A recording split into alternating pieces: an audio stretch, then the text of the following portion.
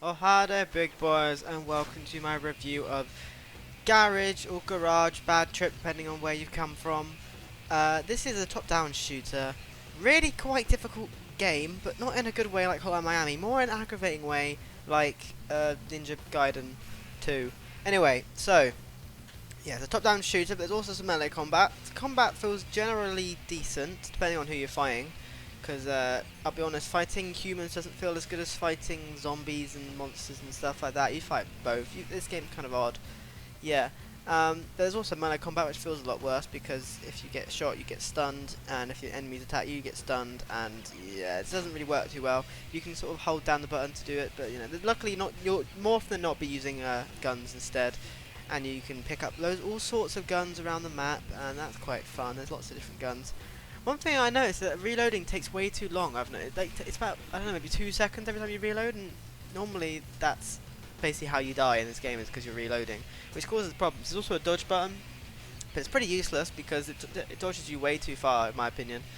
Yet also it doesn't seem to give you actually any iframes, it just sort of dodges you out of the way, which is sort of pointless. Yeah, and there's a lot of enemies that move a lot faster than that, so yeah. And the game's really hard. I had to play it on easy, and even then the game was not easy at all. The final boss especially was ridiculous and not balanced well. Yeah, it's just a shame. This was originally a Nintendo Switch exclusive as well. I don't think it is anymore, but it was originally. And the game does not run well on Switch either, to be honest. Especially the final boss fight as well, which ran at, I'd say, about 10 to 15 frames per second on average, which is absolutely awful. Normally the game doesn't run as bad as that. Normally it's sort of a weird 30 to 45 level, but it's not great. It's not great. But this is on portable, not docked. Maybe it runs better on docked, but still, regardless, that's not good. It's not good at all. The haptics and all that are fine. Yeah, there's good pixel art graphics, and there's some nice sort of screen effects you get at certain points, which help make you feel a bit like you're on drugs and stuff, which goes along with a weird story where you basically are on drugs, as far as I'm aware. I mean, I don't even know. The story made no sense to me at all. It was very odd. It's very weird. But it's pretty interesting, I suppose. The writing was quite fun. There was a certain chapter called Chapter 10, which I'm sure if you've played the game, you're probably not watching this video, but if you have played the game, you'd know exactly what I'm talking about. It's a very odd chapter, and I was a bit confused at why it existed. I wasn't sure if it was a joke, or if it was... I don't want to spoil it, but it was very strange, so that's something to keep in mind.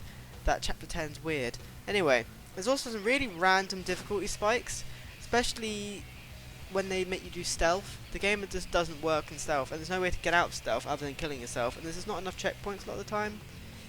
Yeah, it's a bit difficult. So, I mean, yeah, exploration's quite fun though. There's quite a lot of like sort of stuff hanging around, like ammo and health kits, and sometimes even documents. But you know, you don't really.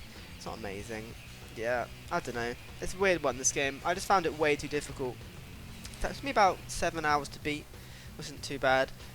But yeah, I just found it too difficult. I found it aggravating more than anything. There's a few times where I couldn't find out where you had to go, and it turned out there was like a tiny little incline which you had to go up to find the next door, because it's quite confusing. But yeah, I don't know.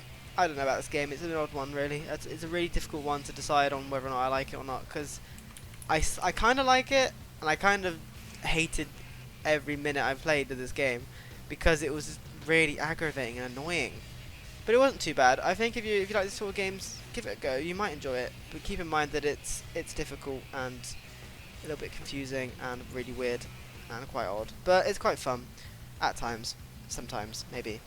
Thanks for watching, big boys. It's an important time, and bye.